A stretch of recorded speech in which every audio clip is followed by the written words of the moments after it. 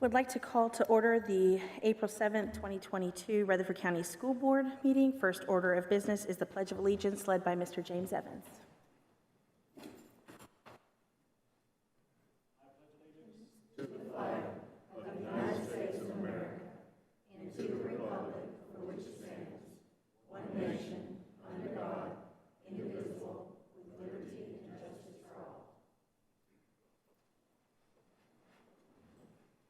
Thank you, Mr. Evans. I'd like to invite everybody to join me in a moment of silence, please.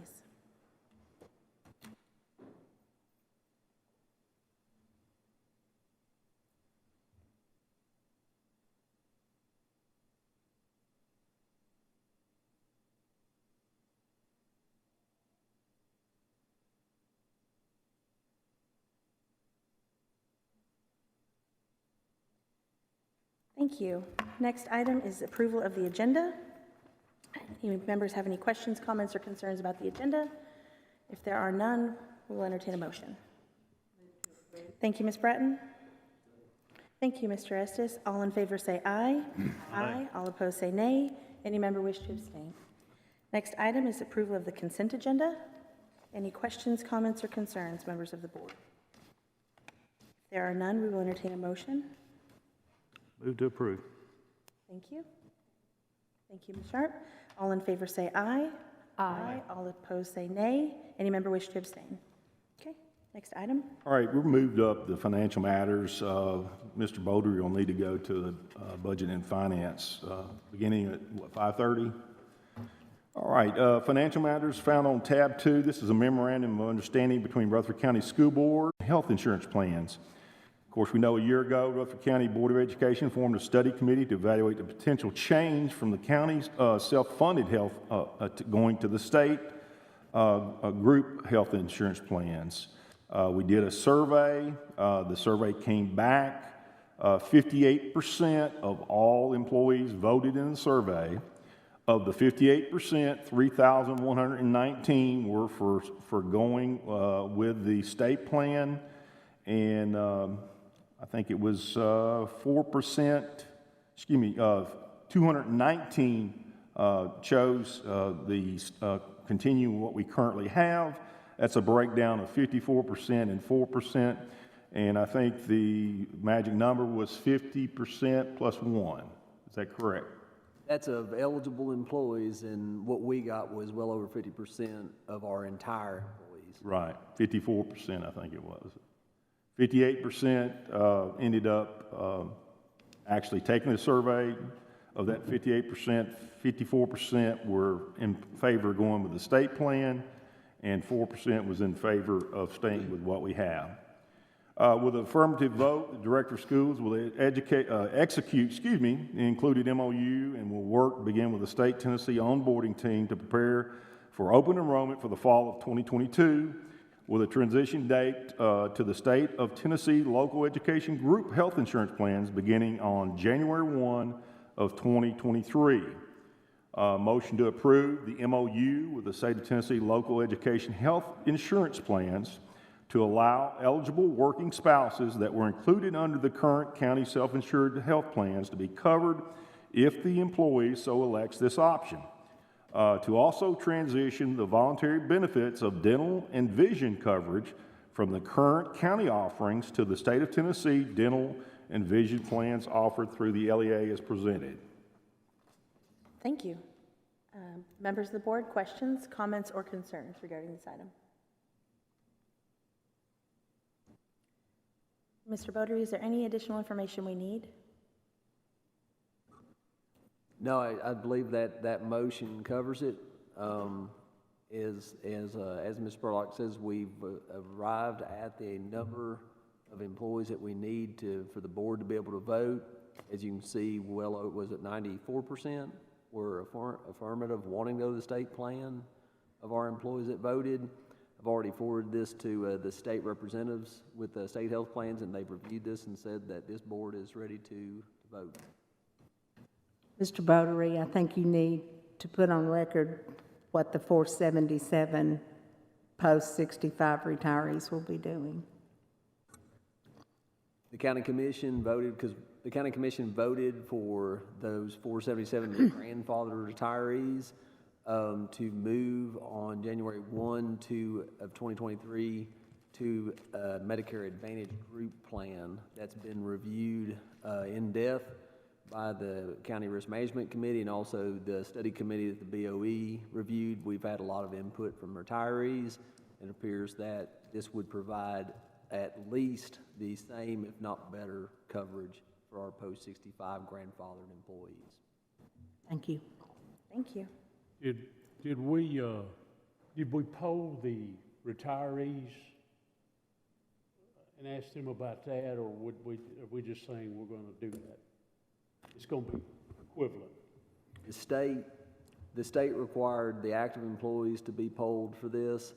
As far as our retirees, because some, of course, don't have email, Ms. Bratton worked closely with the retired REA and over on the County Risk Management, since this Medicare Advantage plan was separate from the state health plan. The state said that that is fine for our county employees, our county retirees, the post-65 that are eligible, which would be the 477 that are currently retired. They said that is fine for them to be on that Medicare Advantage plan offered by the county because that's greater benefits than what they would find with the state Tennessee plan, which is a Medicare supplement for post-65. So we've been very careful to take care of I just want to make sure we did our due diligence and make sure. Mr. Holden, I did contact the Rutherford County Retired Teachers Association numerous times, and I sent them all the information every single time on what their options would be, what the cost would be. We included everything. Okay. The last time around that we sent it, I didn't get as many responses, but all the responses that I did receive were to go to the Medicare Advantage plan. So we did everything we could do for retirees, not knowing where all of them were, to get out the information. Very good. Thank you very much. Thank you for doing that. Appreciate it. Sure. Any other questions or comments, members of the board? If there are none, we will entertain a motion. I move to approve. Thank you, Mr. Young. Second. Thank you, Ms. Maxwell. All in favor say aye. Aye. All opposed say nay. Any member wish to abstain? Item passes. Next item, Mr. Sparrow. All right, number 2 is the Capital Project Fund Budget Amendment for Smyrna High School Football Turf Project. This amendment in Fund 177 recognizes a generous donation of $50,000 from Warner's Athletic Construction towards high school football turf project. These donated funds will be deposited in the Educational Capital Project Fund with the turf project budgeted expenditures to be increased accordingly. Recommend approval of this generous donation from Warner's Athletic Construction to amend the 177 as reflected in the detailed budget amendment as presented. Thank you. It's a nice donation. Questions, comments, members of the board? If there are none, we'll entertain a motion. So moved. Thank you, Ms. Sharp. Second. Thank you, Ms. Maxwell. All in favor say aye. Aye. All opposed say nay. Any member wish to abstain? Next item, Mr. All right, number 3, Fund 189, Building Program Fund Project Request. This will fund the designs of the 5 high schools that were mentioned. That would be Laverne, Smyrna, Blackman, Oakland, and Riverdale. Funding for these designs would be in the amount of $5,700,000 to come from the remaining unshared portion of funds from Laverne Middle, the future secondary projects, and a portion of unshared secondary land, with the remaining fund coming from the internal fund of 189 cash. And this will take place until a future bond is issued late in the summer after design work is completed and the construction estimates are recognized. This amendment also transfers $200,000 from unencumbered funds from Plainview Elementary Project and Laverne Middle Addition Project, with the shared funds of these projects moved to future elementary projects. Motion to approve the amendment of the Fund 189 as it presented in this detailed amendment for funding the designs of the 5 high school additions that were presented and adopted by the Rutherford County School Board in their 5-year building plan as presented. Thank you. Any comments, members of the board? Questions, members of the board? Okay, if there are no questions or comments, we'll entertain a motion. I move. Thank you, Ms. Maxwell. Second. Thank you, Mr. Holden. All in favor say aye. Aye. All opposed say nay. Any member wish to abstain? Next item, Mr. Spurlock. All right. Number 4, we went over last night with the 143, the cafeteria fund, and the capital maintenance fund. I guess if there's any question from either Mr. Beaudry or Mr. Lee, now's the time to ask them. My only question would be, we received a gut punch in a capital project deferred maintenance of the $199 million. Is it possible for the members of the board to receive last year's, that same document from a year ago? Sure, I can have it for you on Monday when we go on our tour, if that would be acceptable. That would be wonderful. Be a Thank handout you. for everybody. I do have a 97 packet for million. that Okay, to show the additions and drawings and stuff like that, so I'll just include that in the packet. thank you. I believed I had mine, I just could not find it, so I appreciate you helping us out there. Next item? All right, spotlight on education. We have our Central Magnet students here. They're going to provide us some great information over school, be in the zone.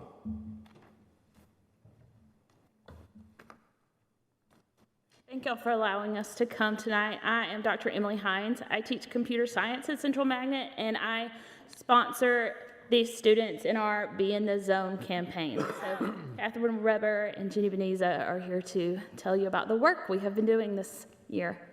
Welcome.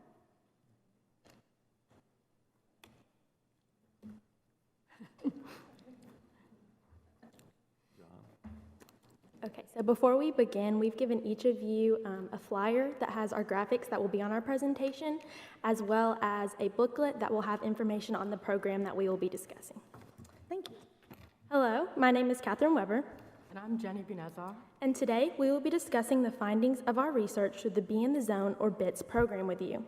Our year-long campaign is targeted to help Rutherford County High School students be in the zone.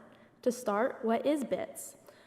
The first thing that you should know about BITS is that it is a teen driver safety program at Monroe Carroll Jr. Children's Hospital at Vanderbilt, sponsored by Ford Motor Company Fund, Pilot Company, and the Allstate Foundation.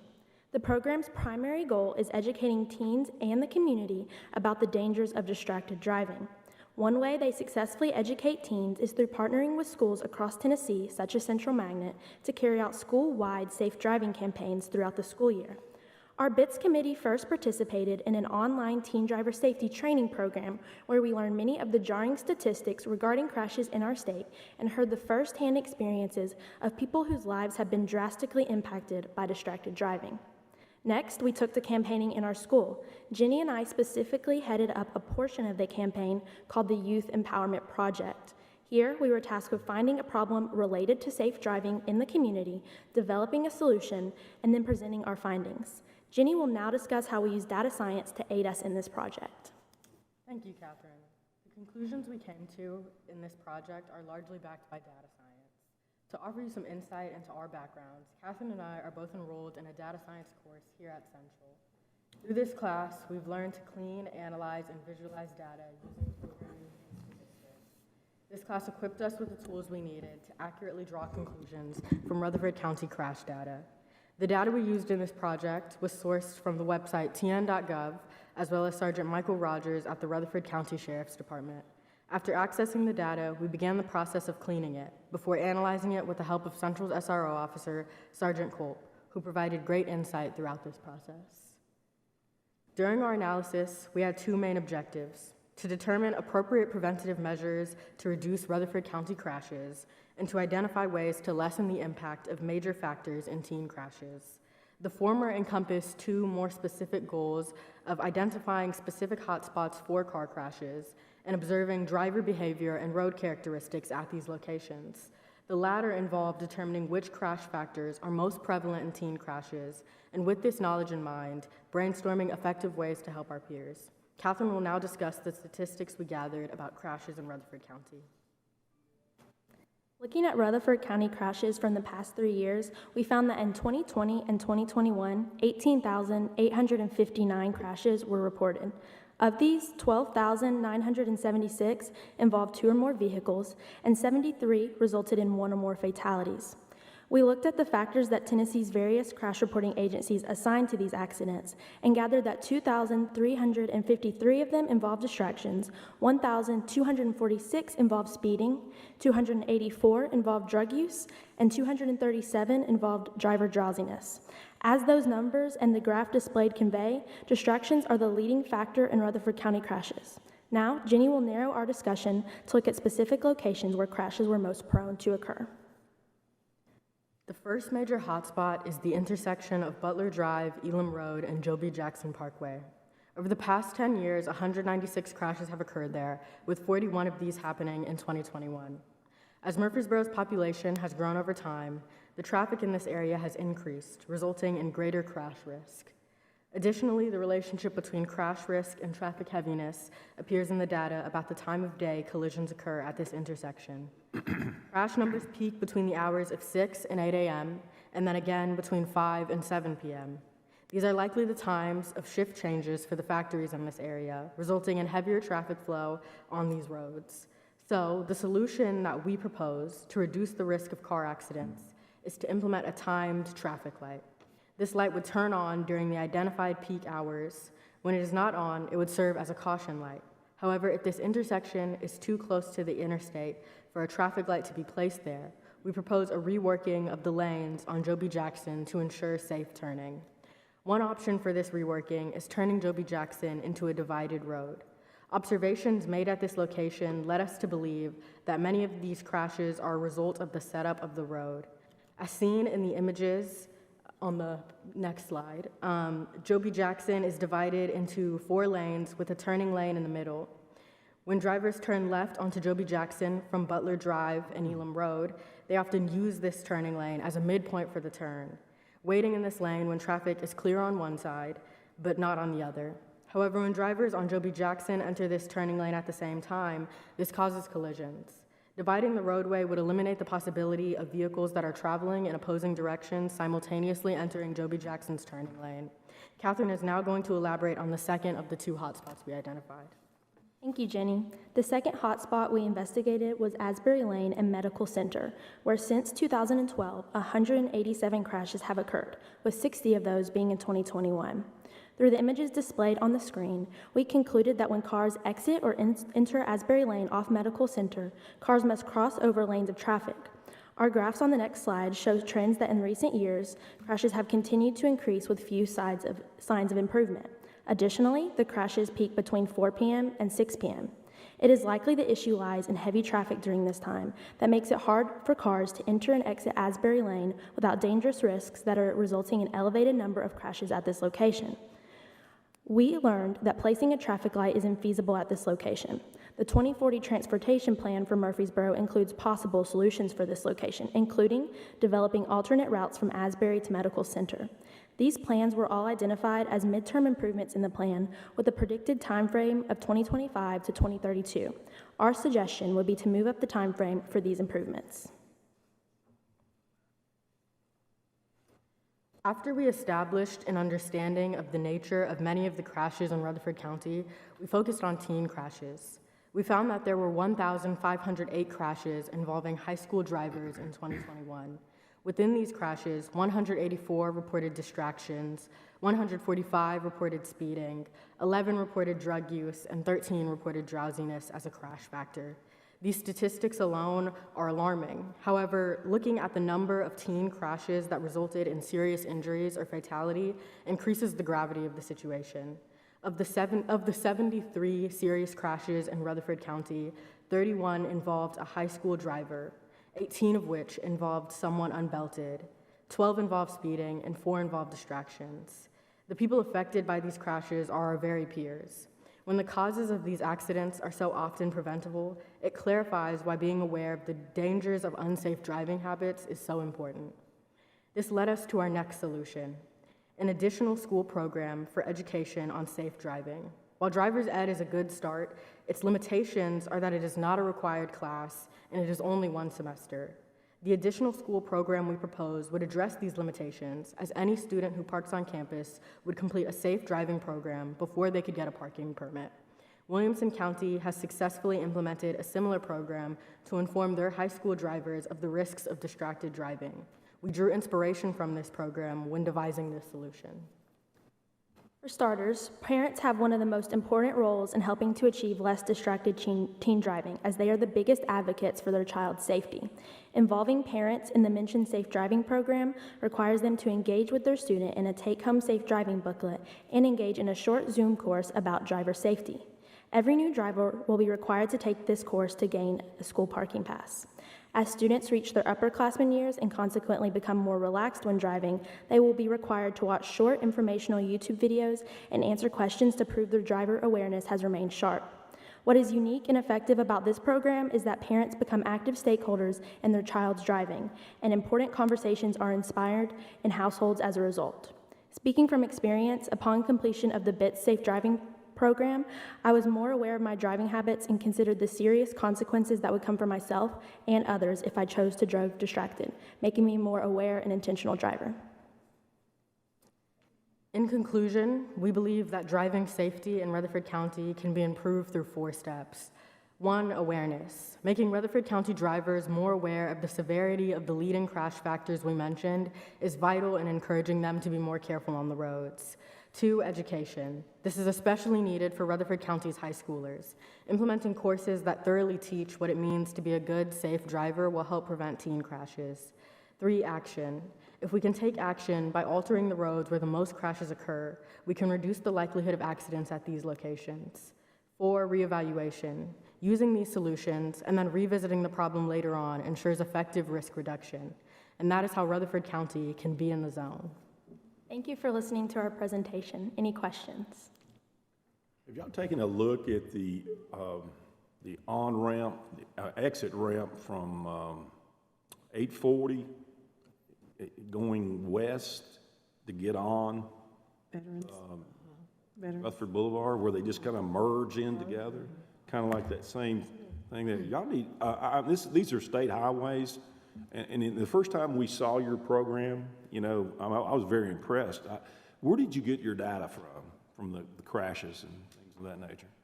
So we were able to get in contact with Sergeant Rogers, and originally we had a much smaller set of data that we were using from the Titan database, but he was able to actually give us records that really opened up our data, and that was, I want to believe, from, it was the Titan system, but tn.gov is what he was able to connect us through.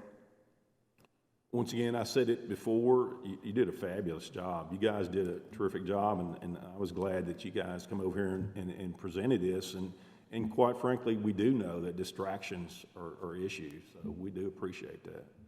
Thank you for having us. We appreciate you being here, and we understand that there was a team that put this together, so we'd like to know all of them. Absolutely. Please, can we introduce all of them? Yeah.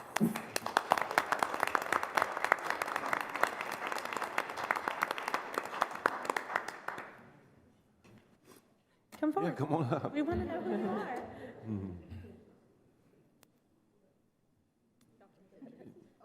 So I'm Meredith Anderson, and I'm a senior at Central this year. I'm Mariam Ibrahim, and I'm also a senior at Central this year. Hi, I'm Rachel Laurel, and I'm also a senior at Central Magnet. Hi, I'm Wayana Falk, and I'm also a senior at Central Magnet School. Wonderful. You guys did a great job. We appreciate you being here tonight. Thank you.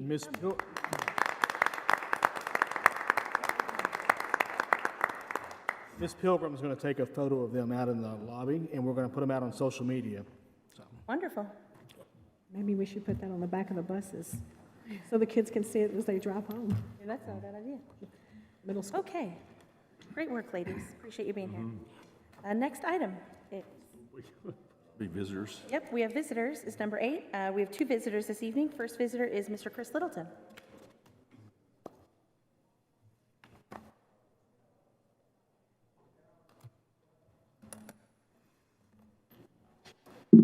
Hello, everyone. A couple items I want to talk about tonight. One, the process for getting signed up to speak, a little awkward. It's actually more difficult to speak than it is to vote. You have to provide a utility bill. You've got to provide an ID. It's got to be 24 hours in advance. Just expressing, it is a bit of an awkward thing for anybody that's reading an agenda late and trying to get things going. So I know it's recently changed, but it does matter. So anyway, throwing that out there. I also want to bring up in the director search, I haven't spoken with any of you personally, but I know that a number of people have. So I hope that you guys can clarify this, not necessarily in this meeting, but in sequential meetings. I guess it's a really fundamental question, and that is this. Beyond the timeline for the search, which seems to be a little controversial, and you may have people demanding this or that of you, I'm not doing that here tonight. It's really more of a philosophical question. Who should be filling this role at all? I've read the policy on the requirements that the district has. RCS has its own policies on that. The state's actually pretty open-ended. It just requires that someone have a degree, but it's really not much more than that. So what I'm asking you to consider is something very much outside the box. I know you're focusing on using TSBA as a resource. I think that's fine. But why would you not involve outside search firms as well that specialize in things that aren't necessarily going to be driven by what TSBA is thinking about? I know we all know the stats in Tennessee, and they're not great. This state is not exactly leading the country with regards to educational standards. It lags behind most of the country. So I would be pretty frightened that we would be repeating the same mistakes of the past if we're relying on TSBA to pull from someone that's thinking through those things. I would much rather see someone that is very much outside the box, that is bringing completely new ideas to the table, and then their core acumen, their core background, actually really is that really of a CEO more than anything. This is first and foremost an administrative position. There's financial considerations that you're having to deal with. You guys do this all the time. Obviously, the director has in the past. Budgetary considerations, forensic auditing would be really wonderful. Transparency, data visualization, things that make it easier to access information to the public, IT backgrounds. I mean, there's a whole bunch of things that really have nothing to do with the classroom, which of course is incredibly important, but there are professionals within the administration that can contribute to that expertise as well. So a lot of what the director does, and I think actually Director Spurlock's done a good job in a number of areas, is setting a vision for the district. And I think a lot of that is going to be thinking outside the box. So what I wanted to do tonight is just encourage you guys to think outside the box in this search and not rush it through a very traditional process on a specific timeline with a preordained set of criteria. Thanks so much. Thank you. Our next guest is Francis Rosales.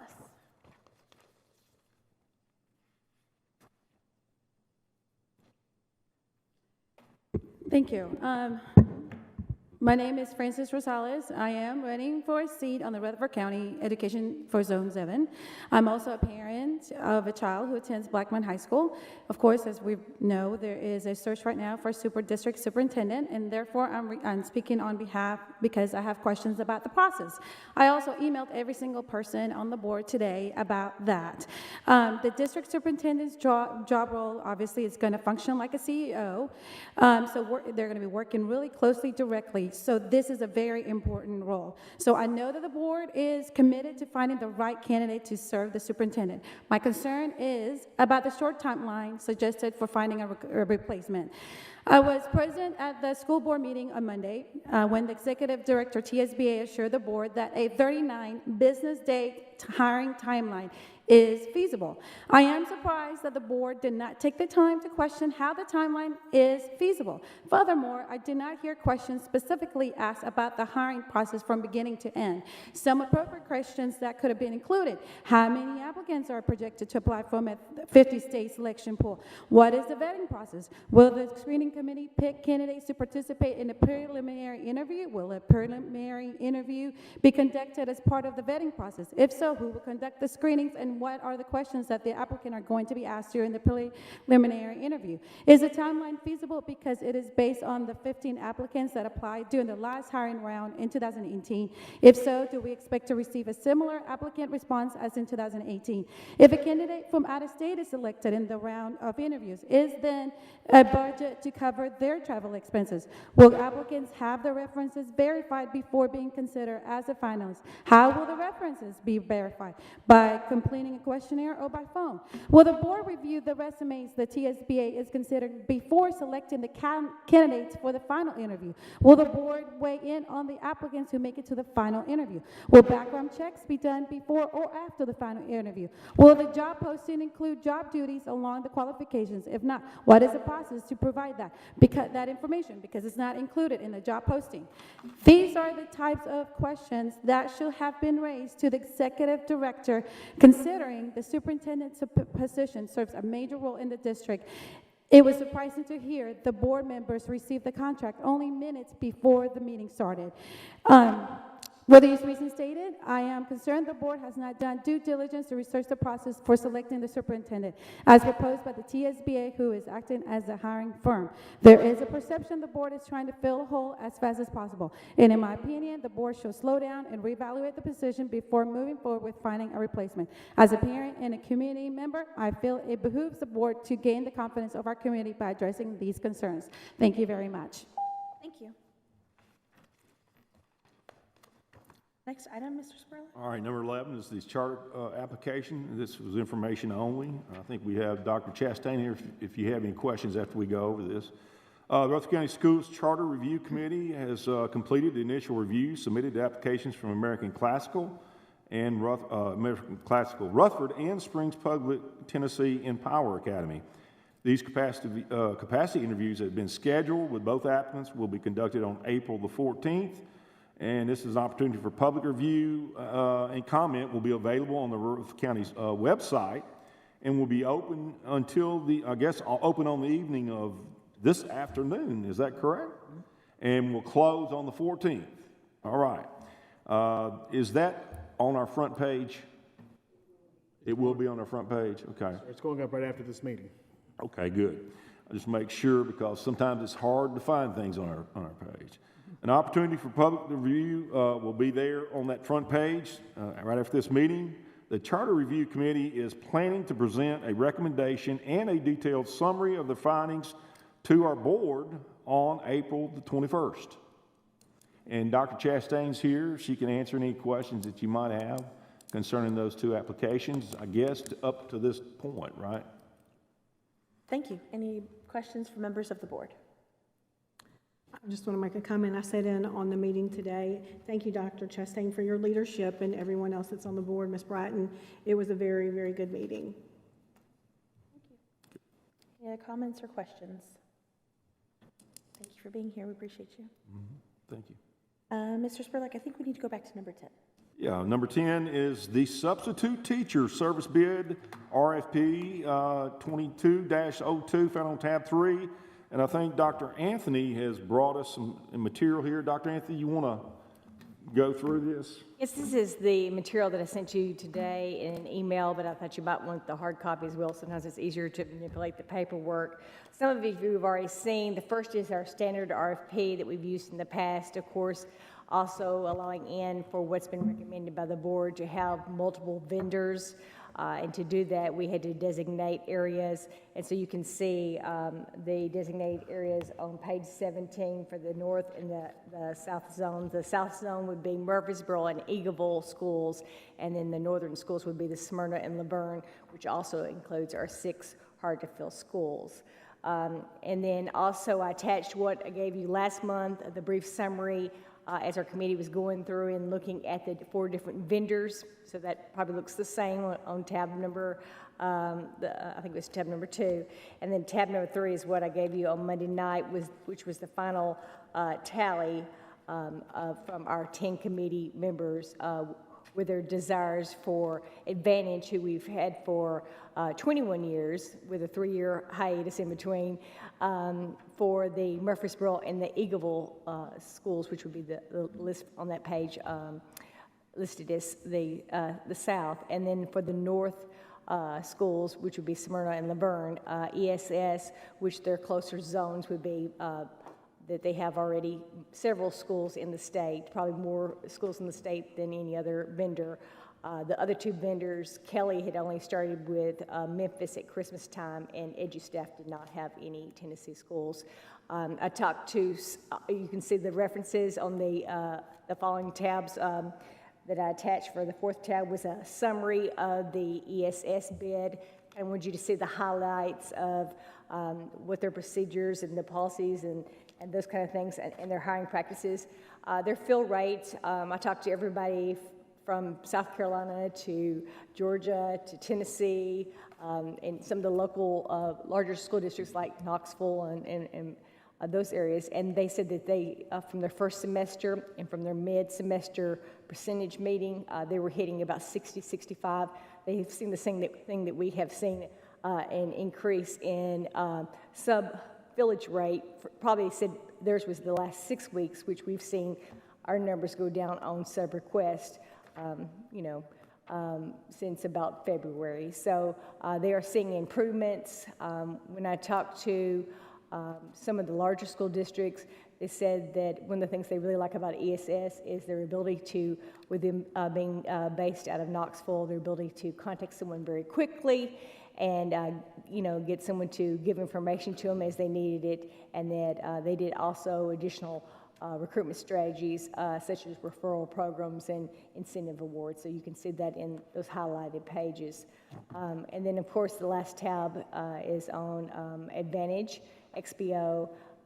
And so, again, very similar to ESS, very well established in Tennessee, and they have a local office over here in the Barfield community.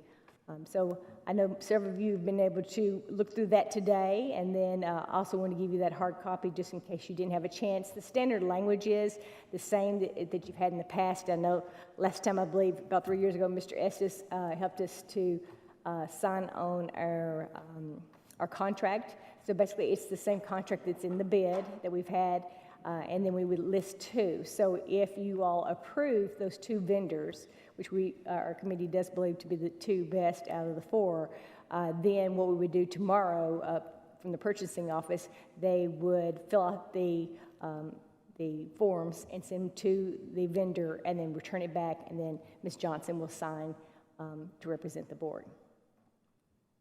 What's the historical prior to COVID for ESS? Because that's important as far as the foundational. 95% to 100, sir. I asked that as well.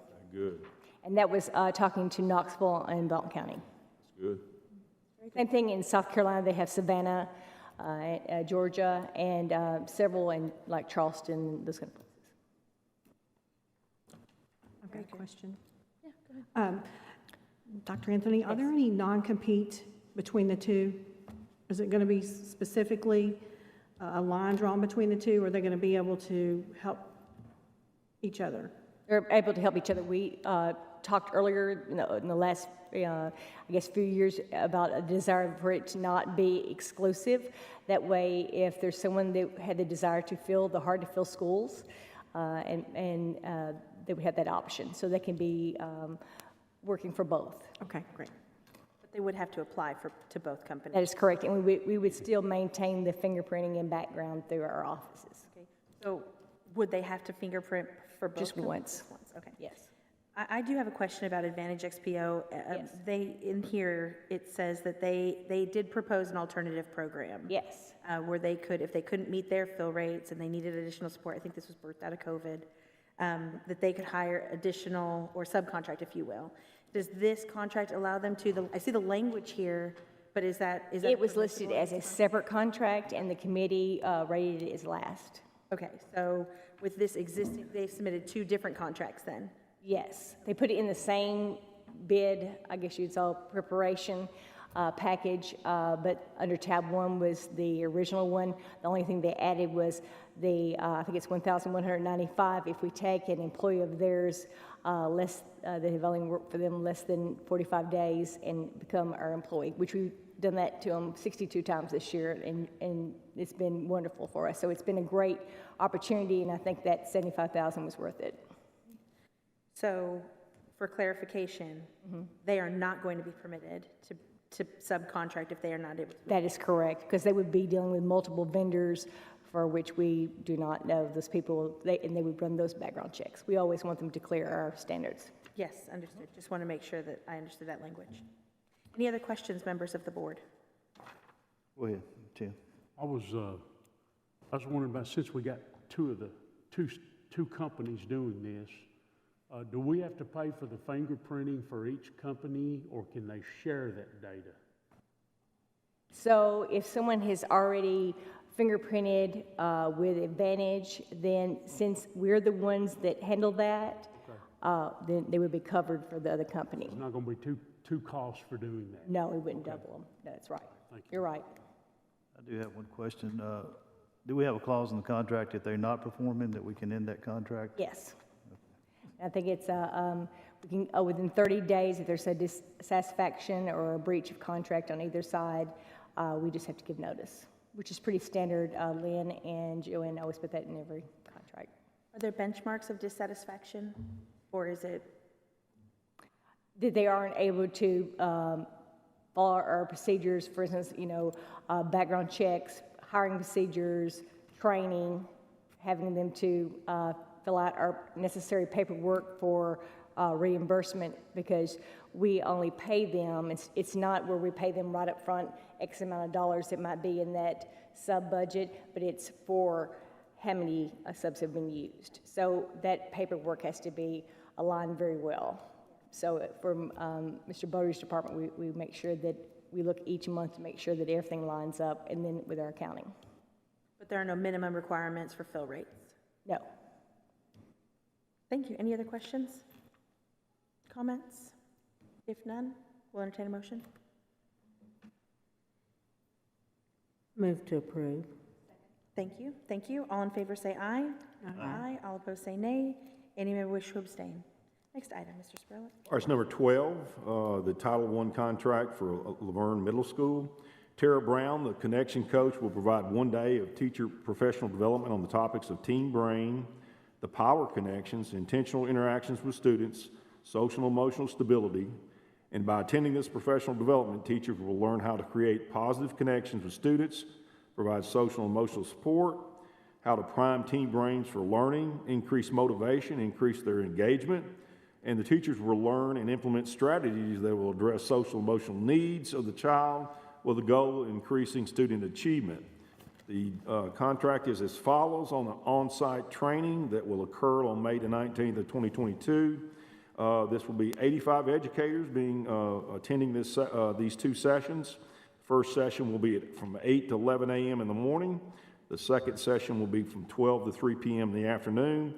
The total contract for these fees would be $8,500. Motion to approve these Title I funds to pay for the on-site professional development for the teachers, to learn about the Team Brain with Tara Brown. Participation in this training will enable teachers to gain strategies and create social and emotional responsive climate and create healthy connections with students and increase student engagement and their motivation as presented. Thank you. Questions, comments, concerns? If there are none, we'll entertain a motion. I really don't have any. My question is, if we do these things, can they be recorded and you show them to other people, or is that not allowed? You can't do that, but they can do a train-the-trainer type thing with the 85 that are trained. They can, some of those that are, get proficient with it, can train other. I was just wondering if we could save that and reuse it later or something like that. No, it really has nothing to do with this particular situation. It's just a general question. Okay, thank you. Sorry I missed it. If there are no other questions, we'll entertain a motion. Motion approved. Thank you, Mr. Holden. Second. Thank you, Mr. Young. All in favor say aye. Aye. All opposed say nay. Any member wish to abstain? Next item. All right, this involves the insurance switching over, human resource job description found on tab 5. This will be for 1 specialist and 3 generalist positions. Under the direct supervision of the Assistant Superintendent of Human Resources and Student Services, the Human Resources and Benefits Specialist and Human Resource Benefit Generalist positions will perform a variety of tasks associated with coordination and administration of employee benefits. With board approval, upon consideration and approval, We will move from the county self-funding insurance health plan to the group health plans offered by the state of Tennessee for medical coverage. This motion is to approve human benefits specialists and a human resource benefit generalist positions. They were 1 specialist and 3 generalists, pending the decision of approval to move to the self-funded insurance health plans, which you guys just did. This funding for the HR benefits specialists will come from ESSER 3s for the remainder of this fiscal year.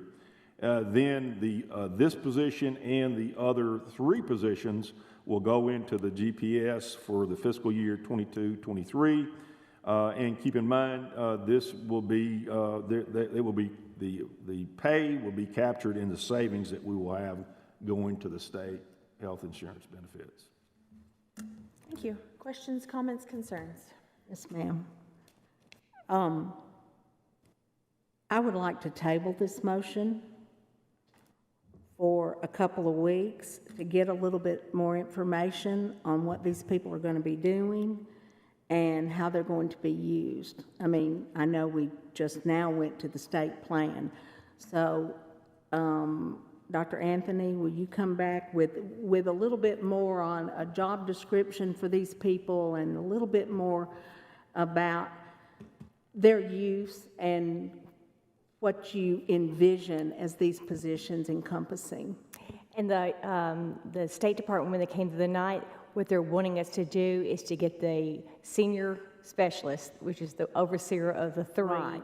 to start around May 1st so they can begin their training and instruction on how to use the software, those kind of things. And then the 3 that will be divided out into the schools, along with the supervising person would also be assigned schools after July 1st. So they want us to go ahead and be searching for that person now so that that person can help us to look for the 3 that would start in July, but the training would begin this summer. And so that's what they told Mr. Beaudry and I that they really wanted us to look at. And then what we did is we talked with Sonia Stevenson at the county HR and made sure that our job descriptions and our pay ranges for those positions were, relevant and met other district type of positions. So the urgency is to get the supervisor, but not the 3 that are going to be more specific on it, like enrollment, because enrollment's going to take a little bit later. So it's more for the training, and so that's how these descriptions came about. It was mirroring what the State Department was telling us how to get started, opportunity for them to see other districts that do use the state along with their training and their software system.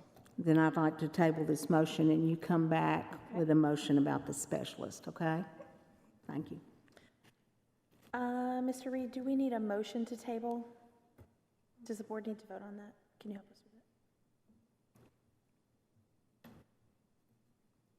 that? It sounded like you were making a motion to table, so you need a second. I'd like to make a motion to table this and let Dr. Anthony come back with a motion that just includes the specialist to be hired by May 1st, right?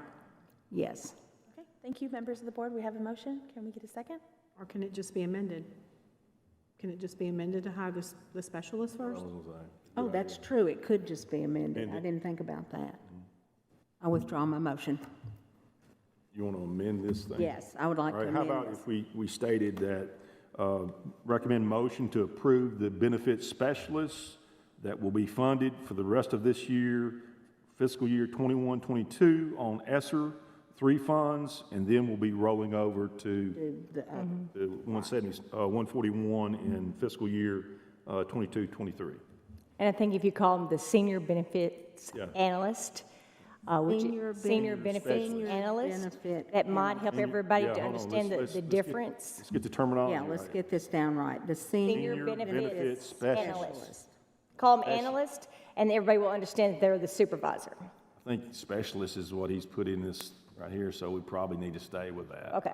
I mean, this is a language that's probably coming from the state. So Senior benefit specialist. We need to mark out and human resource Right. benefits specialist positions pending The generalist, right. Okay, Dr. Anthony, would you please provide members of the board with that job description so we all know what we're. Okay, it's attached in the tabs, but I'll be glad to scan it and send it to you. Okay, thank you. Okay, we have a motion. Yes. Second. Did you not make the motion? I did. Okay, second. Okay, we have a first and we have a second. All in favor say aye. Aye. All opposed say nay. Any member wish to abstain? Next item, Mr. Spurlock. All right, excuse me, facilities, this is Plainview change order number 1. R.G. Anderson has submitted change order number 1, which will be the final change order for the Plainview project. This is a deduction of $945,055.63. Engineering and Construction has reviewed the change order and agrees. The final contract for this project will be $40,656,944.37. Motion to approve the change order number 1 from R.G. Anderson for a deduction of $945,055.63 as presented. Thank you. Questions, comments? Members of the board?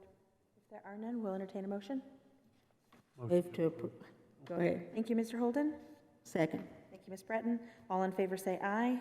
Aye. All opposed say nay. Any member wish to abstain? Next item, Mr. All right, this is the Stewart's Creek Middle Band Storage Building. Principal Tony Murray has requested purchase of a 12 by 20 storage building for the band program. This building will be purchased for $7,682.50 by the Band Booster Club. Engineering and Construction has reviewed the request and approves. Motion to approve the Stewart's Creek Middle Band Storage Building at no cost to the board is presented. Thank you. Questions, comments? If none, we'll entertain a motion. So move. Thank you. Thank you. All in favor say aye. Aye. All opposed say nay. Any member wish to abstain? Next item. All right, number 3 is the CUD Developer Agreement for Rockville Elementary. CUD has submitted a standard developer agreement for signature. This agreement is for the new service for the annex at Rockville Elementary. Engineering and Construction have reviewed their agreement and finds it keeping with their standard agreement. Motion to approve this execution of the standard CUD Developer Agreement for Rockville Elementary new service as presented. Thank you. Any questions, comments? Further information we need? If there are none, we'll entertain a motion. Thank you, Ms. Maxwell. Second. Thank you, Mr. Holden. All in favor say aye. Aye. All opposed say nay. Any member wish to abstain? Thank you, Mr. Spurlock. Next item. All right, that'd be the insurance update. I think we've handled that part of it. Okay. All right, the director's update. I've got 2 things. First of all, I'd like a shout out to our instructional department and maintenance. We've received, I think, 36 pallets, 31 pallets of testing material? Some ours and some not. We received some other districts. And I think you've taken care of all the high school and the middle school. And tomorrow, elementary. Now, this just doesn't involve unloading. This is taking it out, making sure it goes to the correct school, the numbers. So that's a big shout out. Without the maintenance helping and the instructional department all pulling in together, it'd be difficult. Daryl and Mike Walls and Troy, they've been phenomenal. Is that who the maintenance crew is? It's everybody. It has been everybody. And no joke, we had 6 pallets of the wrong districts sent to us, and so they not only had to be our huge district of Rutherford County, we had 6 pallets, including 3 different districts that they had to take out of their own time and load into another truck and get them back to the district they're supposed to. And that is not an us issue, that's a state. No. It is. So huge thank you, Trey. And they did deliver it to the district. They didn't take it back to the state. I will add, though, that they did, after we contacted them, I mean, they made it right. The state made it right for us. The commissioner made sure that I knew it was right, so that was always good. So I think we do appreciate you guys doing all that because it is a huge task. And you might want to give us an update when the testing window starts. Testing window begins April 18th, so a week from Monday. What is different this year is that all high school is online. So all those boxes that we received were just elementary and middle. High school, for the most part, is online. What is different as well is that we have 4 subparts for English. English 1 used to always, the first subpart of English always had to be done the first week because it's one that has to be scored by hand. This year, all English subparts have to be done. And so English, that very first week in reading for elementary and middle school is all April 18th through the 22nd. And then we have math, science, social studies for your upper grades. In considering the ramifications of everything, we want to make sure our kids get rest. We want to make sure that they're ready and making sure that we get all those completed. And it's not that everyone just loves testing and assessment, but when the results on these definitely impact student potential and student outcomes. How kids perform in these assessments determines what schedules they are provided in the future. So it's not that we just have to love them, but we can't do anything that's going to take opportunities away from our students in the future. Absolutely. Thank you. All right, the second thing, I would like for Mr. Lee to go over these 3 projects that are underway: Rockville Elementary, Rockville Middle, and Smyrna renovation, Smyrna Middle School renovation. If you can go over that. Rockville Elementary, we'll start there. The second floor slab is complete. The masonry contractors working on the exterior walls are just about finished. They've started interior walls and cross walls. Steel erectors on site. He's completed the roof trusses and the metal deck on the cafeteria and the connector hallway. The grading contractor is about 90% on our new sewer line. Got it inspected by Murfreesboro Water and Backfield. Mechanical contractor is just about finished with his duct work on the first floor. Electrical contractors are making rough ends, sprinkler contractors as well. We're expecting the masonry contractor to begin exterior brick probably in the next 2 weeks, weather permitting. The roofing contractor is just awaiting the rest of his supplies, and we've got our fingers crossed that it's going to show up when they say it's going to show up for him to get started on the completed areas. Rockville Middle School, this one is attached to the existing buildings. We work with the instruction department. If you live out that way, don't be surprised to see guys working at midnight. So to be able to keep on schedule, we're going to shut down a short section of the road beside the school, and they're going to work from 3 in the afternoon till midnight so that we can stay on schedule. They've worked with us very well, so we're going to, during the testing, we don't want to lose those 2 weeks, because if we do, we won't make our schedule. We'll also miss our window.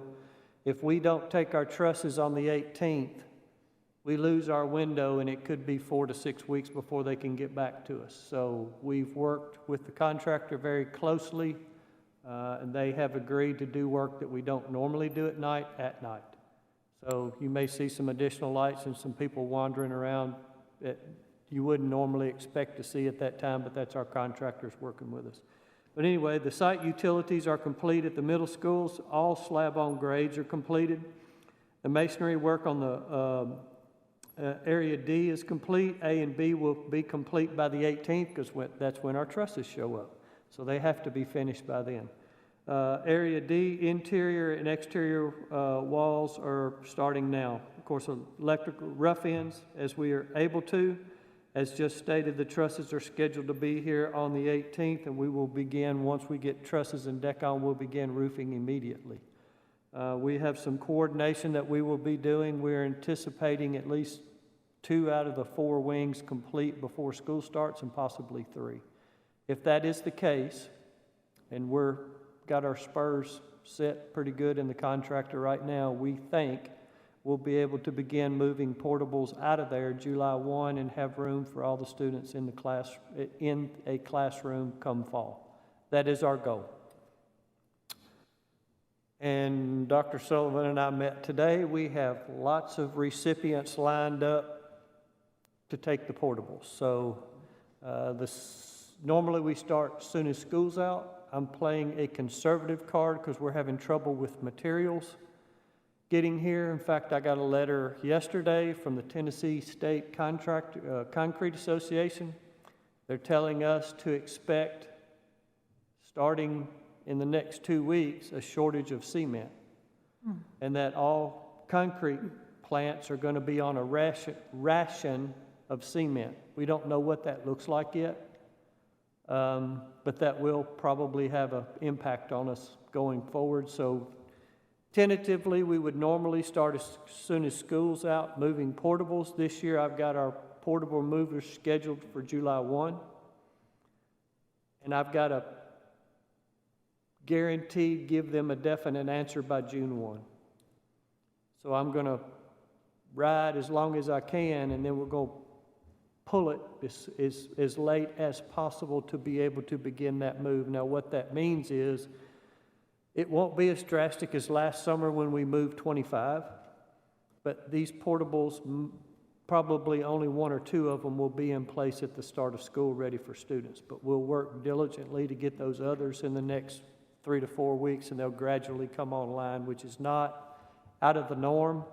And Dr. Sullivan and I, there again, we prioritize the schools who needs, they all need them. But if we had to pick one, you know, who's number one is going to get the first one, who's going to get the second one, and we've did all that today. So we're working to get prepared. While you're on that subject, will you clarify when you're moving a portable within a municipality and having to pull a permit or not? That seems to be a fun topic. In the city limits of Murfreesboro, they require a special permit. In the county, on the interstate, in Smyrna,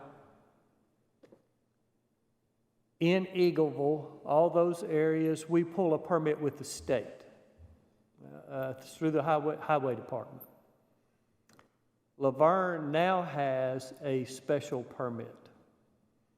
Our contractors are aware of that. They will get these permits. In the past, there was some confusion between certain parties at the city. Some thought they had the permits in place, and the others said, no, we don't.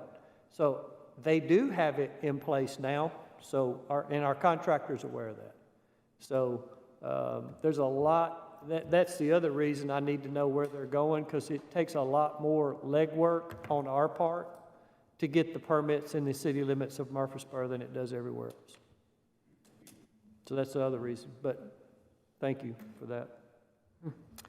Smyrna Middle, building construction phase 1, which is about half of the annex. Mechanical and electrical plumbing work is progressing well.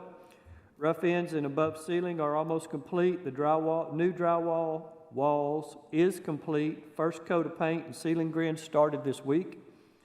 Phase 1, which is about half the classrooms in the annex, will be complete, ready for students by the end of April. We've worked with the staff there. They've been great to work with us. They're going to move students into that section so that we can start in the section that they're in now. And we plan to have that completed by the end of the summer. 2 quick things on Plainview. I know you said the 3, but Plainview, we just did the last change order, but I've had a call from a couple of board members that are going, hey, there's still stuff going on out there. What are you guys doing? We're finishing. There's some final grading. There's some detention pond work. All the paving is finished. There's some survey work going on. The road, to, like I said, Christiana Hoover's Gap, we completed the topping at the entrance to Hoover's Gap, which we didn't do last winter, but that's been completed now, so all of that's finished. A little bit of site cleanup, balance of the detention ponds is supposed to be scheduled complete by the end of April. And then we'll be seeded and strawed, and there shouldn't be any more construction equipment there. We should be gone. But for all intents and purposes, they're finished. Thank you. Yes, ma'am. Questions for Mr. Lee? Appreciate all the updates and all the hard work. Next item, or is it more for the director's report? Okay. The next item, Tennessee Legislative Network, Ms. Maxwell? Yes, this is the most recent regarding the TISA, or TISA, I'm not exactly sure how to say it, but Governor Bill Lee's new education funding plan will have another week before a vote in the final Senate committee. The Senate Finance Committee met Tuesday to discuss Lee's plan, but didn't vote on it. During the Tuesday hearing, lawmakers questioned Tennessee Department of Education officials on various issues about the legislation, the latest hurdle being whether some local governments will need to increase taxes to meet TISA's local contribution requirement. The Tennessee Investment in Student Achievement would allocate $9 billion in state and local funds towards education, including $1.8 billion for students with specific needs, such as those living in high poverty. And on Tuesday, the bill also passed the House Education Administration Committee and now heads to the House Government Operations Committee. The Senate Finance Committee will meet again next week. Thank you. Federal? Okay, and they wanted to announce that the U.S. Department of Education, in continuing to take action to support and invest in teaching profession and address the teacher shortage, has announced the Supporting Effective Educator Development, or SEED, grant program. They are now accepting applications for efforts that increase the pipeline of highly effective educators. The SEED program will award $65 million to support the implementation of evidence-based practices that prepare, develop, or enhance the skill of educators. These grants will also enable recipients to develop, expand, and evaluate practices that can serve as models that can be sustained, replicated, and scaled. This program is part of the Biden-Harris administration's broader commitments to supporting targeted efforts that will provide comprehensive, high-quality pathways into the profession, such as residency and grow your own programs, which we have. So, Very good. Thank you. Any questions for Ms. Maxwell this evening? Okay. Next is general discussion. Mr. Evans has something for us. Yes, ma'am. So the school board had adopted a pilot program to do a roundtable in the Laverne area. Now, Ms. Johnson, do you want me to discuss the location yet? Yes, go ahead. Okay. So we're going to help, Ms. Johnson has worked with Mr. Reed, and they've asked me to help facilitate a roundtable discussion. We're going to hold it at Laverne High School on April 18th, which is a week from Monday, at 6:30 p.m. I'm sorry, at 6 p.m. There will be an announcement that goes out tomorrow. We will also send an announcement to all parents in the district. The school is looking forward to hosting us. We'll do it in the cafeteria. And per Ms. Johnson, the goal is to invite parents to have a conversation about any topic they would like to discuss. If there's anything specific that the board would like me to put in the announcement to communicate to parents, I'm happy to do that. This is the first time we're doing one this way. We will collect all the questions that are asked that night and any answers that are provided, and make sure that we have something that's on our website and sent back out to parents that kind of shows the Q&A of that. It's not going to be broadcast live. We're not able to do that from the cafeteria at Laverne High School, but we will send out the report from that meeting to parents, and then I believe the intention is to have another one possibly in May in a different part of the county. Is that right, Ms. Johnson? That's right. Mm-hmm. Can you record it? We are recording it. Okay, so you're recording and putting it on our webpage? We're recording the audio from it just to make sure I don't miss any questions. I can record it visually, possibly too. Would the board want it recorded?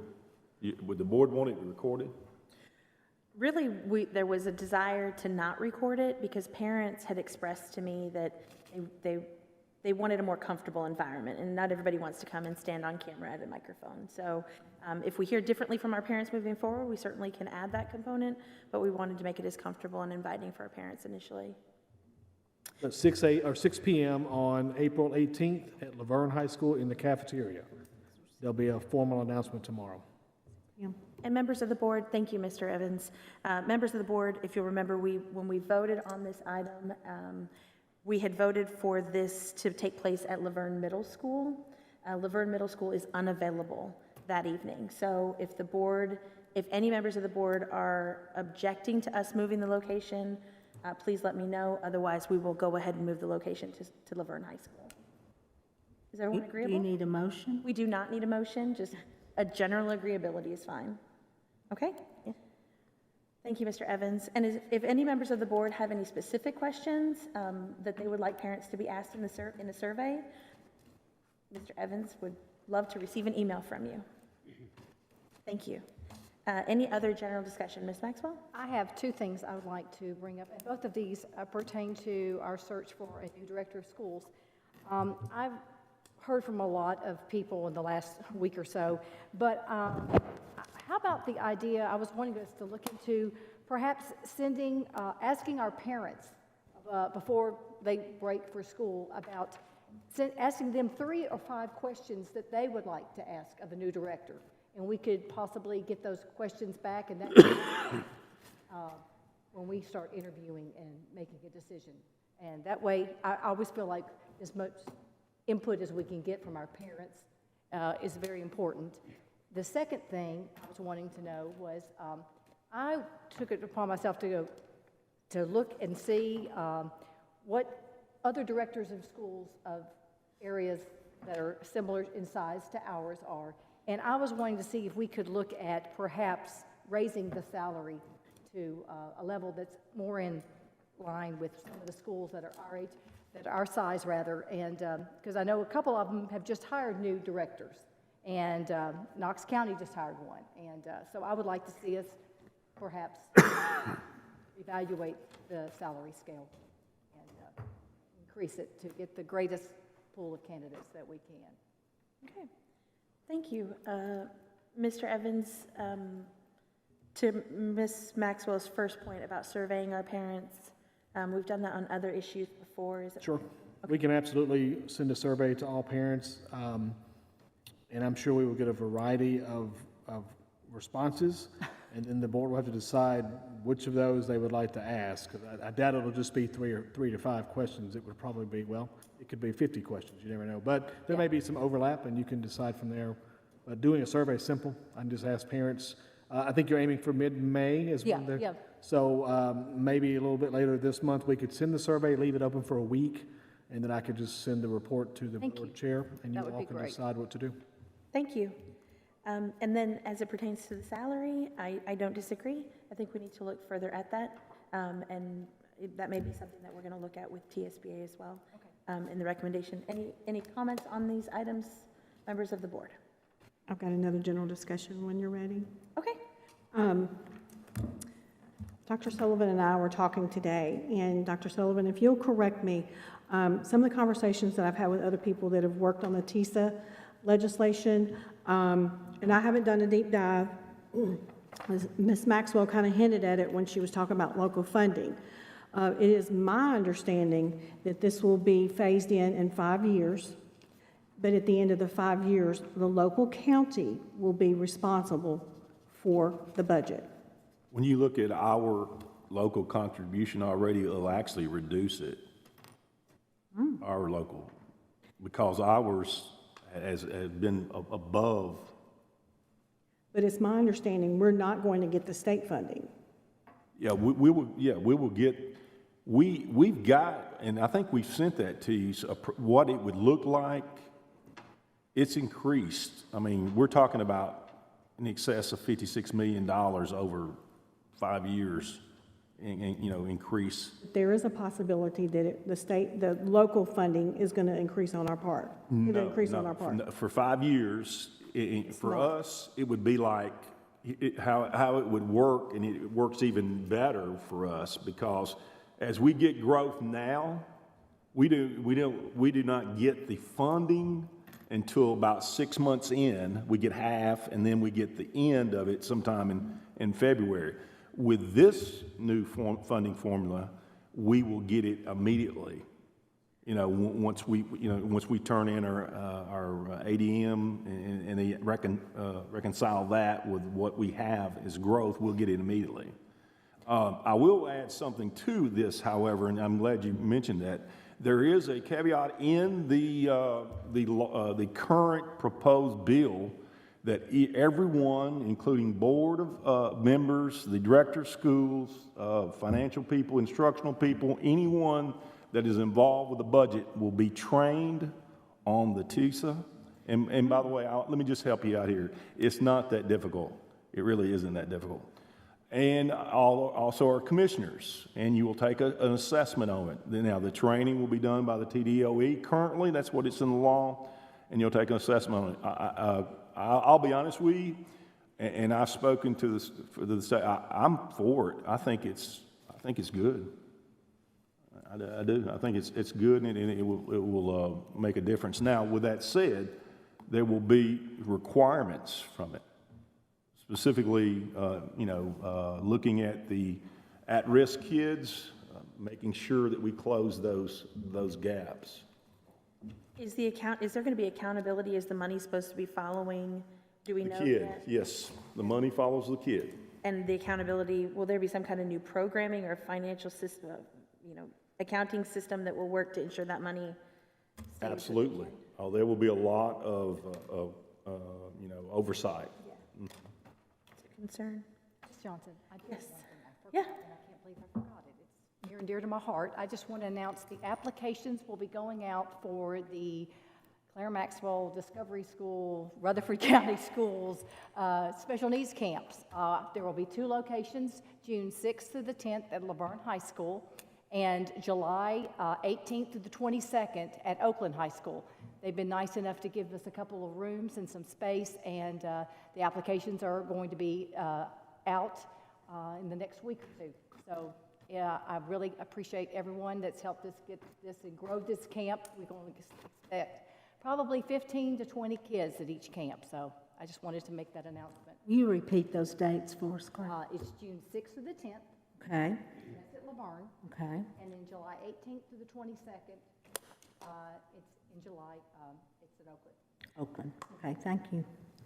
Thank you. I'm glad that the camps are going to be at different schools this year. And I'm you're going to moving it try to around. move them around, so I know that because you have to have a parent bring you, we don't have a bus or travel's not provided, I want to make sure that that's not a reason why someone couldn't come, so.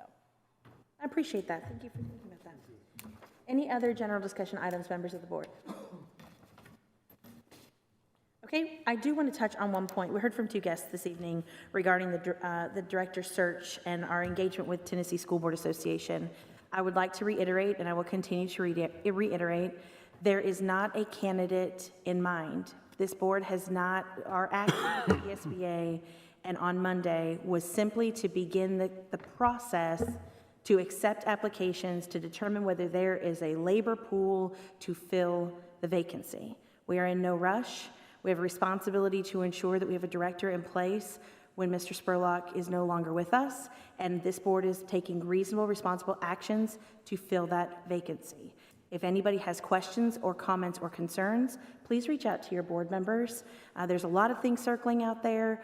We do not, and I cannot say it enough, this board does not have a candidate at all in mind. I don't even know that we have applicants yet.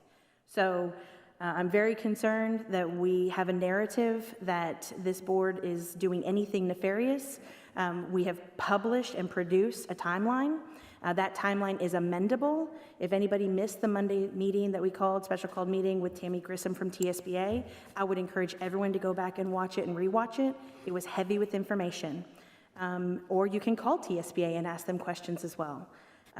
We will continue to do everything in the boardroom. It will be absolutely transparent. And again, please reach out to your board members and ask questions. Please don't get your information from social media. That is a very dangerous place right now to get information. So we appreciate parents and guests being here. We appreciate your input, but this will be a process that will have a high level of integrity. It matters to this board. It matters to our community. It matters to our parents. We are listening to you, and we welcome a conversation with you. If there is no further comments from the board this evening, we will stand adjourned.